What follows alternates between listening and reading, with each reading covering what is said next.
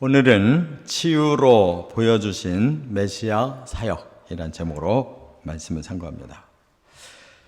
하나님께서 지으신 세계는 너무나 아름답습니다.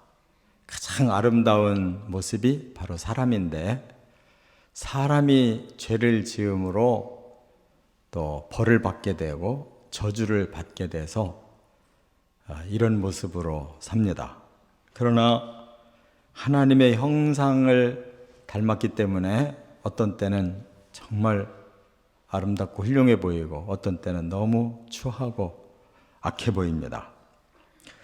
우리가 우리 때문에 저주받은 이 자연 세계도 지금 봐도 아름다운 것들이 많은데 정말 저주를 받지 않았다면 얼마나 기가 막히게 아름다울까. 그래서 하나님은 우리 사람도 자연도 이제 치유를 하시려고 예수 그리스도를 보내주셨어요. 제가 설교를 준비하면서 그 자연 세계의 아름다운 그 동영상들이 어떤 게 있나 하고 들여다보니까 너무너무 촬영 기술이 훌륭하기도 하지만 근본적으로 아름다운 자연 세계가 얼마나 많은지 몰라요.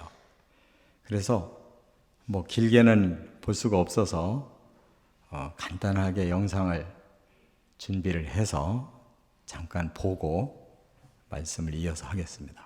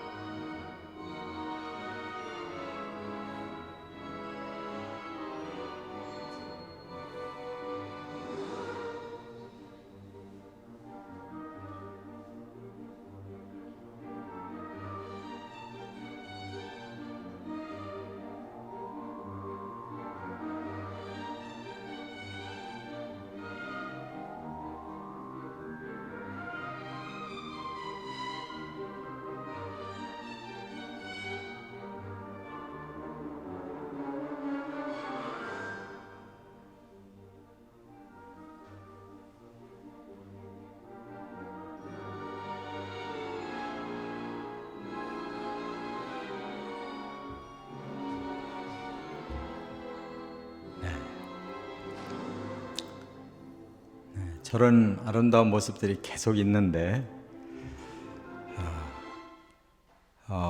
지금 보여드린 건 식물만 보여드렸는데 저는 이 새들의 그 세계를 초고속 촬영으로 해놓은 걸 보니까 그 모습이 너무너무 아름다운데 또 그 새들이 저런 꽃을 찾아가서 그 꿀을 빨아먹고 날아가고 하는 그런 모습이 얼마나 기가 막힌지, 또 이렇게 사냐를 다 이렇게 말하자면 비행하듯이 멀리서 가까이에서 보여주는 그런 모습이 얼마나 멋지든지, 제가 그런 동영상 편집하는 기술이 없어가지고 그걸 우리 부교육자한테 한 컷만 올리라고 그랬는데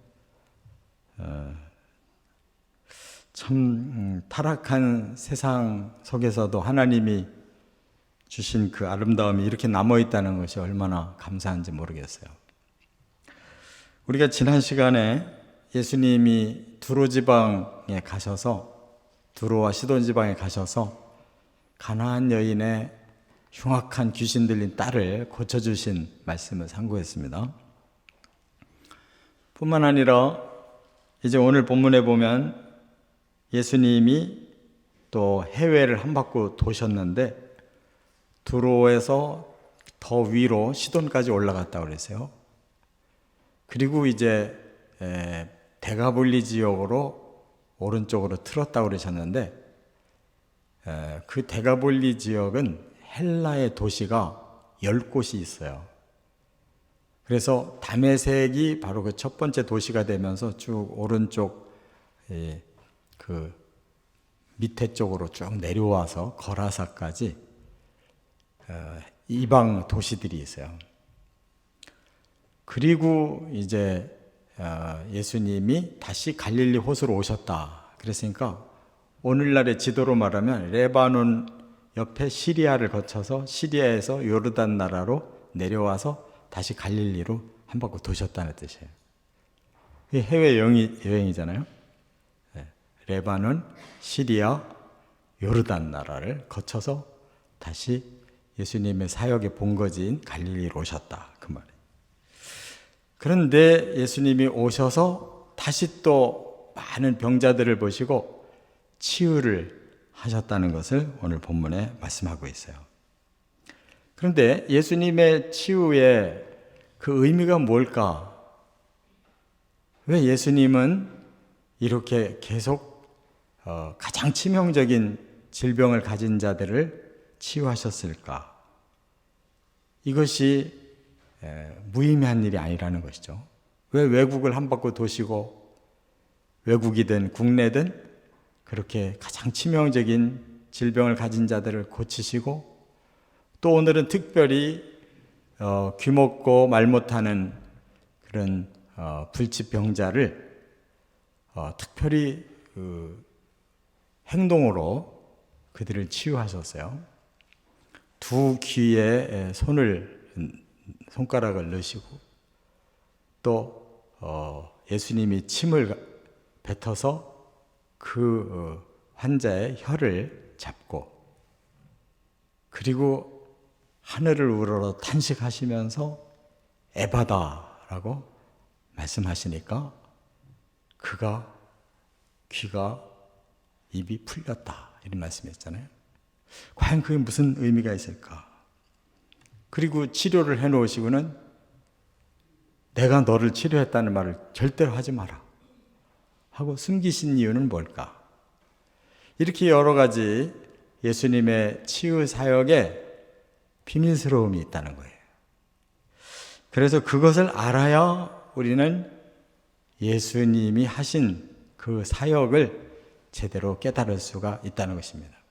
이걸 한마디로 말하면 이게 바로 메시아 사역이다. 메시아이시기 때문에 그 시간에는 우리가 알 수 없었던 말씀과 행위를 하셨지만 그것이 바로 사람을 구원하시는 중요한 원리였다는 거 깨닫는 시간 되시길 바랍니다. 첫째, 31절에 보면 모든 영혼을 치유하고 싶어 하셨다 하는 걸 깨달을 수가 있어요. 31절 한번 같이 읽겠습니다. 예수께서 다시 두로 지방에서 나와 시돈을 지나고 데가볼리 지방을 통과하여 갈릴리 호수에 이르시매. 네. 예수님이 그 전까지는 유대 지방만 다니시고 갈릴리 지방만 다니셨는데 이스라엘 사람들이 살지 않는 더 북쪽 이방 나라의 국경을 넘어서 두로와 시돈이라고 하는 이 페니키아 나라를 가셨고 또 오른쪽 데가볼리 지역 다시 말해서 다메섹으로 그 당시에 이 아람어를 쓰는 시리아 나라를 거쳐서 또 데가볼리 남부 거라사까지를 거쳐서 갈릴리로 다시 오셨어요. 그리고 거기서 치유 사역을 하셨다는 것만 소개를 하고 있어요. 이건 무엇을 의미하느냐? 예수님은 목적을 가지고 여행을 하셨습니다.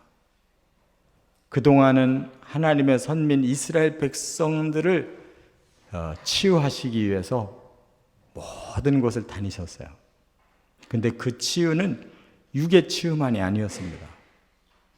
사람은 가장 먼저 치유가 필요한 것이 겉으로 보이는 육체예요.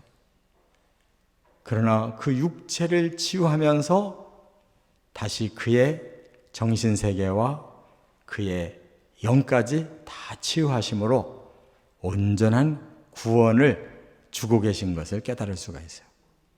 그런데 이제는 선민만이 아니라 이방인까지도 그들의 육과 또 혼과 영을 치유해야 된다는 이러한 메시아적인 사명을 가지고 해외를 한 바퀴 도셨다 하는 걸 깨달을 수가 있어요. 그런 면에서 예수님은 그 당시에 제한적인 그 이스라엘의 국경 지역 가까운 곳만 다니셨지만 3년 4개월의 공생의 기간에는 그 이상의 장소를 가실 수가 없었기 때문이지, 계속 이 지상에 머물러 계셨다면 전 세계를 다 도시고 싶었을 거예요. 왜냐하면 모든 인류의 구원자로 오셔서 우리의 육과 혼과 영까지 구원하기를 원하셨기 때문인 줄 믿습니다. 그래서 나머지 사역은 제자들에게 맡긴 거예요. 12 제자가 그 사명을 이어받아서 다 뿔뿔이 흩어져서 복음 전하고, 그 12 사도들의 전승을 보면 어떤 사람은 아프리카 쪽으로, 어떤 사람은 이 아시아 인도 쪽으로, 어떤 사람은 저 스페인 쪽까지 이렇게 다 사방에 퍼져서 복음 전하다가, 베드로 같은 경우는 로마에서 순교당했잖아요. 마태 같은 경우는 에티오피아에서 순교를 당했다고 그러잖아요. 도마는 저 인도까지 가서 순교했다고 그러잖아요. 그와 같이 그들이 예수님이 가지 못하신 그곳까지 사람의 영혼 몸을 치유하셨고, 또 그들을 통해서 복음을 받은 그 후에 제자들이 더 멀리 복음을 가지고 나갔기 때문에 이 극동지방, 이 대한민국, 이 고양시까지도 복음이 들어온 줄 믿습니다. 그렇기 때문에 바로 예수님의 그 마음, 인류의 영혼 몸을 다 구원하고 싶은 그 마음, 그것이 오늘에까지 우리에게 이르렀다 하는 걸 깨달을 수가 있어요. 그렇기 때문에 우리도 이 복음을 받은 이상 여기에 머물러만 안 돼요. 우리가 살고 있는 이 지역도 다 복음화가 되도록 우리가 누구를 만나든지 복음을 전해야 할 사명이 있고, 동시에 우리는 해외에 복음을 전할 수 있도록 선교사들을 후원해주고, 또 특수 선교까지도 함께 후원하고 중보기도 해서 이 예수님이 메시아의 사역을 남겨놓으신 거 우리가 감당을 해내야 된다는 걸 깨달아야 될 줄 믿습니다. 이렇게 사람은 제일 먼저 우리의 육이 이 고통과 불행을 느끼기 때문에 육을 치료하고자 나옵니다마는, 바로 예수를 만나면 육을 치료하는 것으로 끝나질 않아요. 그의 마음도 그리고 그의 영까지도 다 치유를 받아서 우리는 그야말로 하나님의 형상이 다 회복되고 영원한 생명체가 된다는 거 믿으시 바랍니다. 두 번째, 32절부터 35절에는 하늘을 우러러 탄식하시며 에바다라고 하셨다는 거예요. 이게 무슨 뜻인가를 깨달아야 됩니다. 34절을 같이 읽어보겠습니다. 하늘을 우러러 탄식하시며 그에게 이르시되 에바다 하시니 이는 열리라는 뜻이라. 네. 이제 해외를 다 돌아서 다시 갈릴리 호수로 돌아오셨는데, 사람들이 많은 환자들을 데리고 와서 예수님 보고 안수를 해달라는 거예요. 그때 예수님의 눈에 띈 사람이 한 사람이 있었는데, 두 가지 그 장애를 한꺼번에 갖고 있는 사람.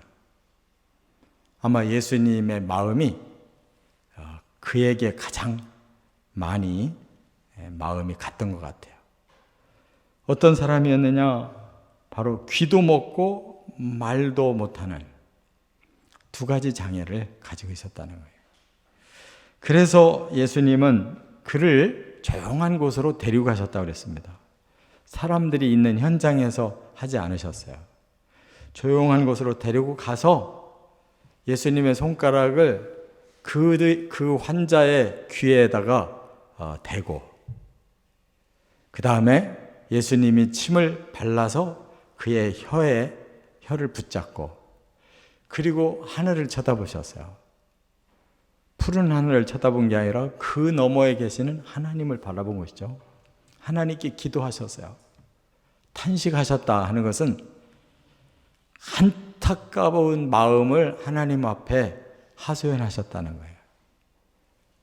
그러면서 에바다 그러셨는데, 이 에바다라는 말은 히브리어가 아니에요. 아람어예요. 아람어. 다시 말해서 그 당시에는 아람어가 그 지역의 공통 용어예요.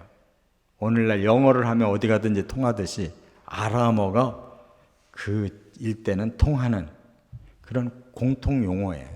왜 그러셨을까요? 모두가 다 함께 들으라고. 그렇기 때문에 들은 자들은 그 뜻을 다 같이 파악하는 것입니다. 우리가 영어로 오픈 그러면 뭐가 열렸다는 뜻이잖아요. 그와 같이 에바다 그러면 그 사람들은 열려라 라고 하는 뜻으로 다 받아들이는 거예요. 뭐가? 귀와 입이 열려야 된다는 것이죠. 그러니까 하나님께서 바로 이런 불쌍한 영혼들, 저주를 받아서 죄로 인해 불행해진 이 영혼들을 얼마나 안타까워하시고 그들의 막힌 것들을 다 열어서 치유해 주시기를 원하는가를 바로 예수님이 그대로 표현하신 거예요.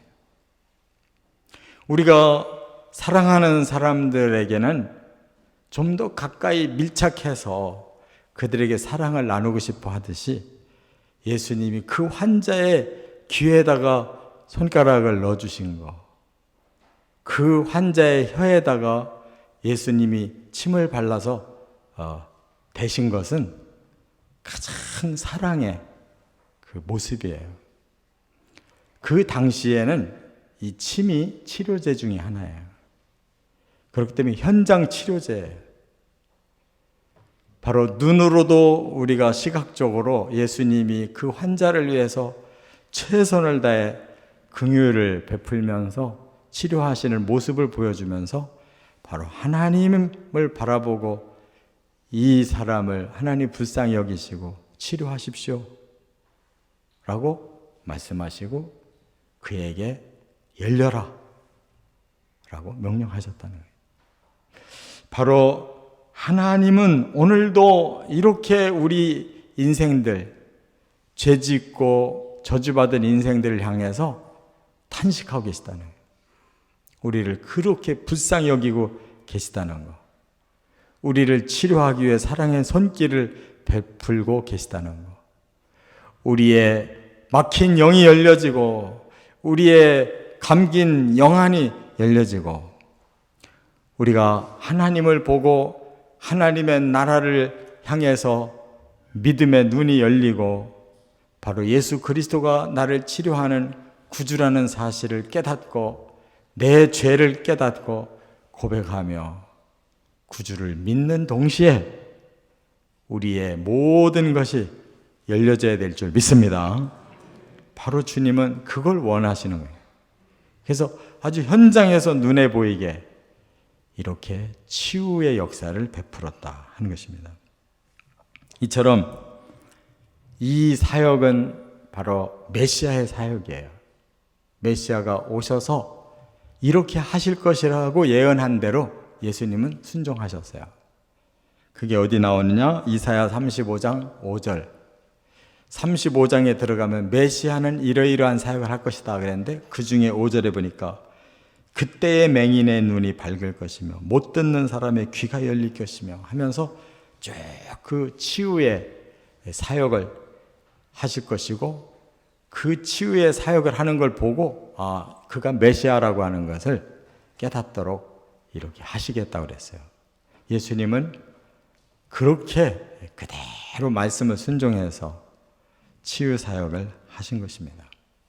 오늘 우리도 말씀에 순종해서 예수님이 우리에게 명하신 대로 너희는 모든 족속에게 가서 복음 전하고 그들을 위해 기도하고 귀신을 쫓고 치유하라고 말씀하셨어요.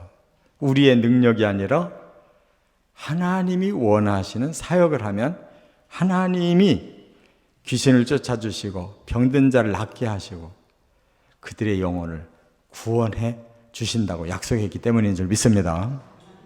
그렇기 때문에 오늘도 우리는 메시아가 우리에게 남겨주신 그 사역을 계속 실천해서 메시아가 주시는 그 구원이 우리의 손길을 통해 치유로 나타나야 된다 그 말이에요. 세 번째, 36절부터 37절에 보면 자신이 메시아이심을 숨기고 계시다 하는 걸 알 수가 있어요. 왜 그러셨을까? 36절을 한번 같이 읽어보겠습니다. 예수께서 그들에게 경고하사 아무에게도 이르지 말라 하시되 경고하실수록 그들이 더욱 널리 전파하니.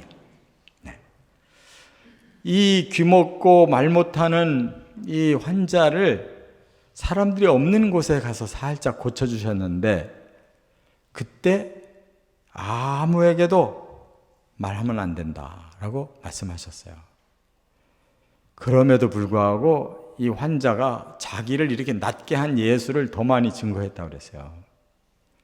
그럼 예수님이 우리 보통 사람들의 생각처럼 반대로 말하면 또 반대로 나갈 걸 알고 더 홍보하라고 그러셨을까요? 그거 아니에요.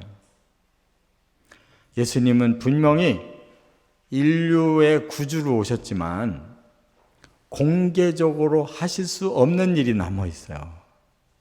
사람들은 다 구주를 통해서 세상의 모든 문제가 해결되고 예수님이 임금이 되고 영원한 왕이 되시기를 다 원하는데 예수님이 그렇게 되면 안 되는 메시아의 사역에 남아 있어요.